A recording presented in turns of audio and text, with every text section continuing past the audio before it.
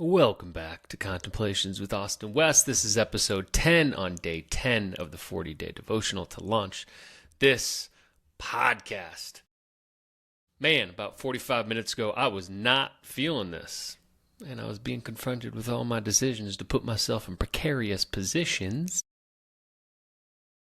that I like to do because it challenges myself and calls forward all the parts of myself that I see and don't see. And then I was like, let's take a microdose. And so I popped 2 capsules of joy and connection. Shout out to Entheos Holistics. This podcast is brought to you by Entheos Holistics. If you are curious about microdosing, if you are looking to get off of your pharmaceuticals, if you're looking for healing, if you're looking for reconnection to self, for more joy, happiness, abundance, pleasure, connection to God in your life, the spiritual practicing of microdosing, reconnecting to the mind, body, soul is absolutely a path. Doesn't need to be the path, but it is a path on the path to self-discovery and remembrance. And I popped 2 capsules of joy and connection, and here I am, I don't know, maybe 45 minutes later, like, woohoo, let's go, let's riff. Let's tune in and tap into the community. All of a sudden, I start this podcast, and I'm getting on my feed all of these, like, here's how you go viral on YouTube. Here's how you monetize YouTube. 90 days in, I'm making $60K a month. Like, wild shit. It's popping up in my feed. And I'm at the place right now where it's like, I know just my beautiful old community are the ones watching. I really don't have any need for this thing to go viral by starting these podcasts with hook lines and sinkers and all the things. So I'm just starting it in the way that feels best for me. And I do want to grow this thing. I do want this to get in front of more people because the feedback, I'm getting DMs, the comments are incredible. Keep it up. Let me know what you like, what you don't like, what is registering, what's not. I'm getting like a 30-40% like to watch ratio, which is epic according to all my research. And so I feel your support. Thank you, thank you, thank you. The way you're showing up and posting about it, sharing it. Helping spread the message is the way, because I'm in this anti-algorithm state of being right now, which I'm sure is preventing my message from getting out there. But I trust in the flow of the community. I trust in the support of the community. And I trust that God will make this thing what it's meant to be, always and forever. Where was I going with all that? Anyway, I took the microdoses, and bam, all of a sudden I'm dropped in. I'm like, let's go do this thing. And right before I started, as usual, I punched in, give me my random contemplation for the day. And this one is submitted by Brenda Lopez, at Brenda Lopez Lagarda. Thank you, Brenda. Good to see you popping up in here in my contemplations. And Brenda, her recommended contemplation is the implementation of our pangs, moving past the learning and actually doing. I love talking about them pangs. I say it so many different ways. It's the ping, it's the whisper, it's the download, it's the when the channel opens and something comes through. It's the intuitive. There's another word I use that's escaping me right now. But y'all know what it is, man. We probably all know exactly what I'm talking about. And based on our perspective of it, we're calling it something different, just like we do God, just like we do intuition, all these things. But the ping, the whisper, it's the guiding force inside of us. It is the Greeks, and this is Mike Potter had a submission I read the other day about meeting the daemon. And so maybe this is going to be a little bit of both. Shout out Mikey P. The Greeks had this terminology called the daemon, which they believed that every soul that was born into this existence had this guardian spirit that accompanied it. I kind of think of it as the soul's pet. Man, things are escaping my mind right now. There's this show that I can't remember the name of, but it was essentially like everyone had this visible animal spirit that was in this life with them that they called the daemon. I think they even called it the daemon in the soul. And it's this being that loves us so much and wants the best for us. And it's our guiding force. It's the thing that's driving us towards everything we are meant to do and be in this life. I talked about the soul in the last episode, the soul holds the blueprint of who you are, what you're meant to do, how you're meant to serve, what your purpose and mission in this life are. Your most authentic expression that is already in you. It's encoded in the frequency of your heart and the frequency of your DNA. And I think that frequency, that encoded nature that's already within us, that knows who we are and what our path is meant to be in this life, whatever it's emanating, the heart speaks it through like intuition and felt knowing. The mind speaks it through thought and these whispers that we're doing the best to garner and really capture. And in a world that keeps us in survival, that keeps us in fear states, we end up creating separation in our mind, body, and soul. And the way that we distract from the discomfort of that disconnection of mind, body, soul is through numbness, distraction, and suppression. The distraction is of the mind, the numbness is of the body, and the suppression is of the body, and the numbness of the heart. And when we're living in a distracted, numb, and suppressive type of lifestyle, we get so good at ignoring the whisper, we forget how guided we are. We are so guided in this life. We are undeniably guided in ways that the mind struggles to comprehend, in ways that, I struggle for words for it, obviously, as I'm struggling for words right now. We are so guided, we are so held, we are so protected in this life. And part of what the matrix, which we're all living in our own matrix, which creates the collective matrix, but the matrix is the programs and patterns that we ascribe ourselves to that disassociate us from the power and capacity of who it is to be ourselves. The ultimate expression of the sovereign being inside of all of that. And so these pings, when we learn to listen to them and trust them and surrender to them, we cannot be taken to a wrong place. And anything that we do that isn't in alignment to listening to those whispers and those pings are the lessons and teachings that we are required to learn to bring us right back to finding the whisper and the ping, which is what makes it all perfect. So getting back to the daemon, we have these guardian spirits within us that love us so much that they present these pings of this like, hey, what if you went that direction? What if you made this decision? What if you cleared that from your field? What if you left blah, blah, blah? However it shows up. Let me go back to the question. Implementation of our pings. Moving past the learning and actually doing. I wrote this post the other day that I think sums this up really nicely. The distance or the time, funny enough, I talked about time in the last podcast. Let's talk about distance since time is so nonlinear. The distance, I guess time makes sense. The time between truth and action is a measure of your healing.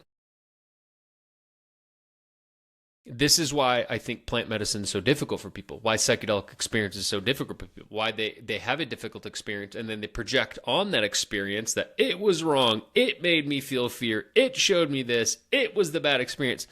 Nah, homie, everything you experience is already happening inside of you. The medicine is just revealing what's actually happening inside of you. And for a lot of people, because we become so ignorant to our own suffering, and we layer on top of that alcohol and cannabis and TV and sex and food and pharmaceuticals and drugs and addictions, on and on. For me, steroids and video games. Many of you know my story. I've basically had an addiction or abusive behavior or pattern to every single thing out there. Drugs, pharmaceuticals, pornography, steroids, video games, TV, sex, partying, alcohol, all of it. So I get it. Trust me. And all of those behaviors and mechanisms were me suppressing the truth that I knew was there. I had this download about addiction the other day, like helping people disrupt the identification that comes with the idea of being an addict. And it's like, no one's an addict. I was on a walk with my dog, so I didn't have my phone or anything to write it down. I hope it comes back, but it's something like, Yeah, addiction is just an experience that suppresses our truth. Maybe that was it. It's close. But it's like we're using these substances or things in our life to suppress the truth that we're not living, feeling, or speaking. Suffering of the mind is truth we don't speak. So if you're ruminating, you have psychological disorders, like there is things happening in your mind you're not speaking to. There's truth you're avoiding. If you're the rupture of the heart, when we're disconnected from our purpose and meaning and authenticity in life, there's truth you're not living. You know you want to quit that job. You know it. But you're afraid of what happens. And I get it. There's reasons to feel that. We can justify that. And it's the antithesis of trust.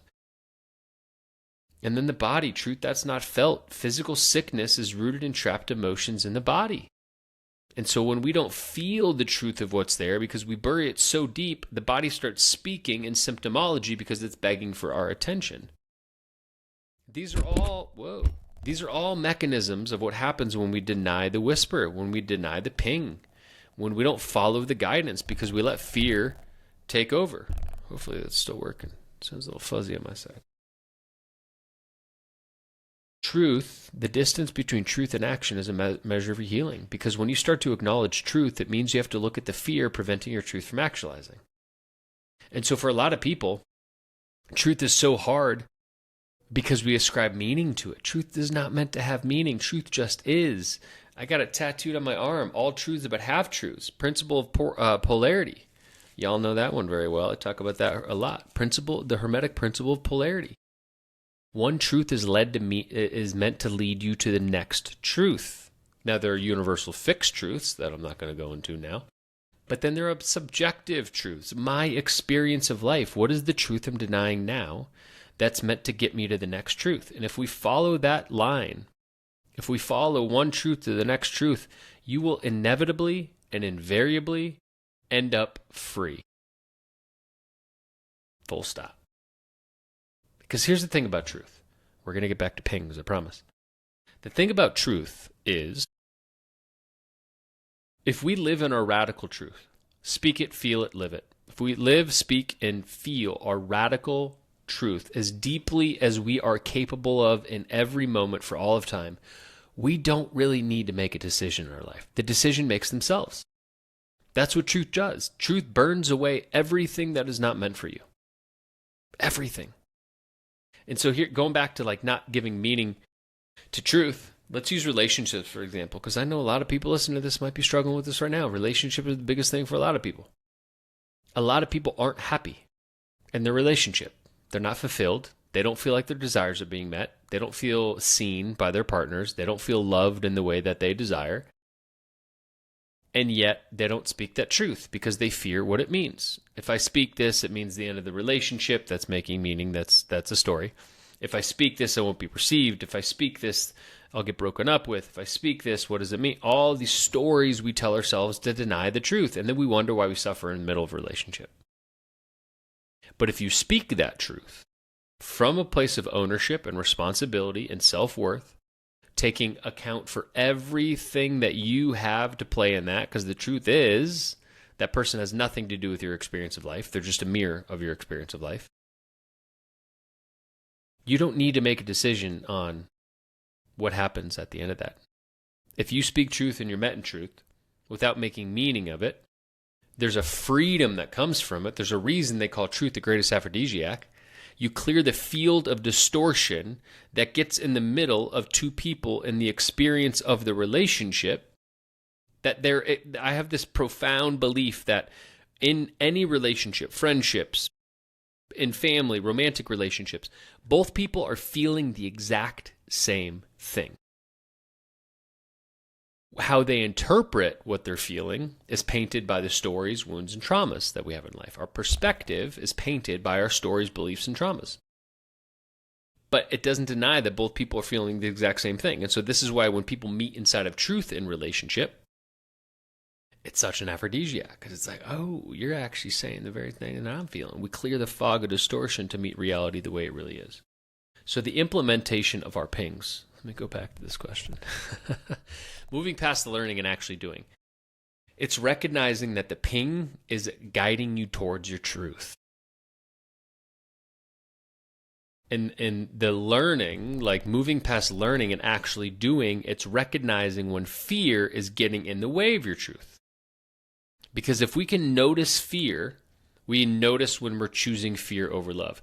At the end of the day, I believe that there's only two frequencies everything is emanated from, because these are the polarities. Everything exists in the middle of polarity, the hermetic principle of of polarity. Correspondence is as above, so below.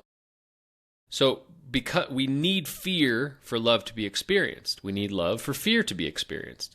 And in that, we have a choice. And then on the scale, one of the reasons I love the teaching of polarity is everything is neutral on the scale of polarity. There is no hierarchy. Now, in the world we live in, they've made everything hierarchical. Because when we have hierarchy, we can insert judgment. When we can insert judgment, shame, and guilt, and all these different things they get to live.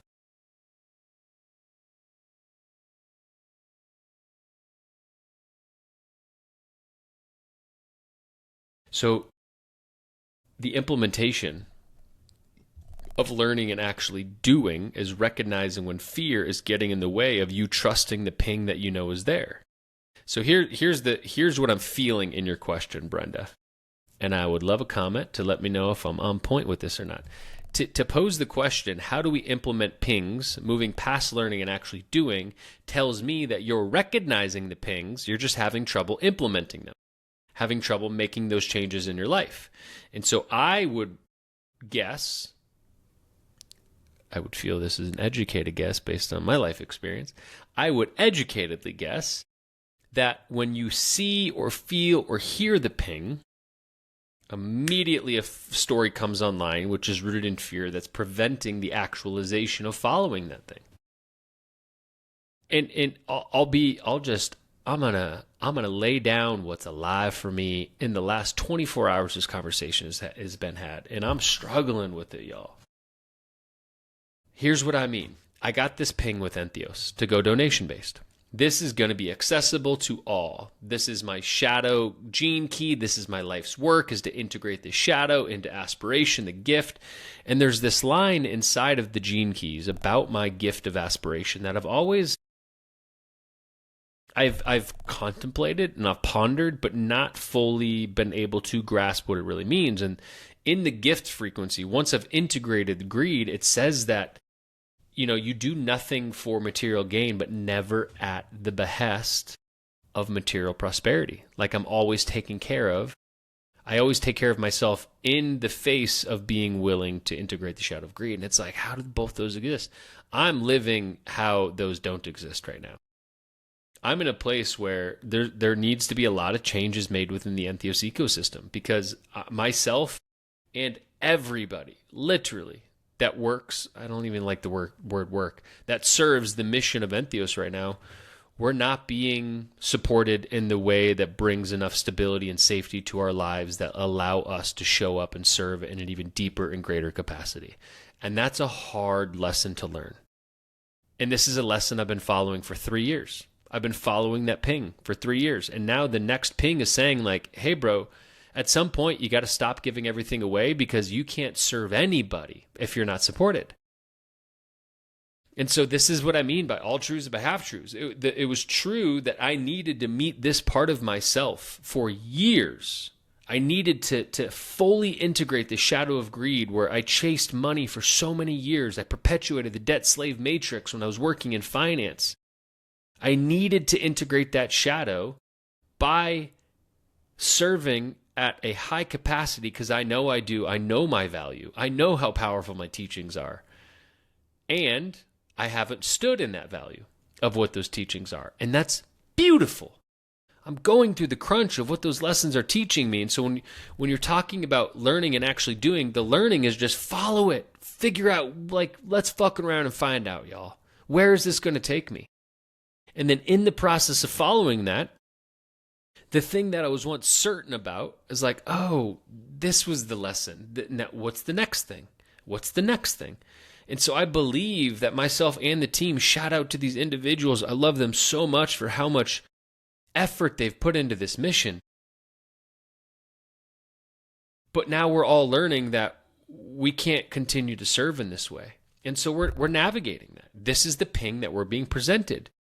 We're bringing our radical truth to each other inside of this so we can continue to learn and reflect and implement.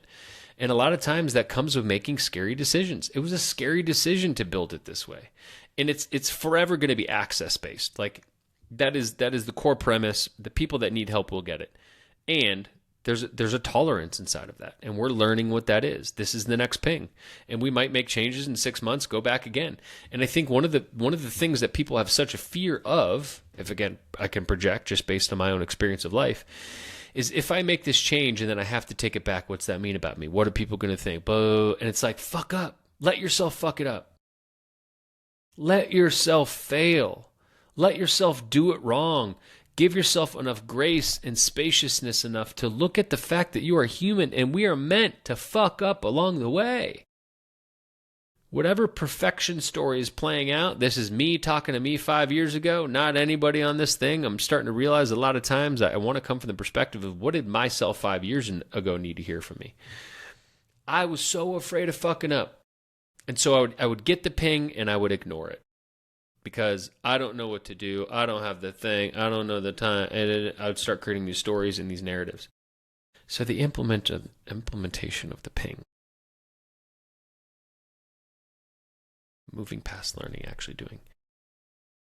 You already know. Oh, here's a big thing that's coming through. The learning comes from the doing. The learning comes from the doing. And then we listen to the next ping and the next whisper. And we repeat this until one day we're on our deathbed and we look back and we say, wow, I regret nothing because I trusted Source moving through me. And I can't wait to do it again. Love you all so much. Let me know how this lands. Like, share, comment, subscribe. Holla at me with what you want this continue to be. Appreciate your support so much. It's been so much fun, and I can't wait to keep going. See you tomorrow for day 11.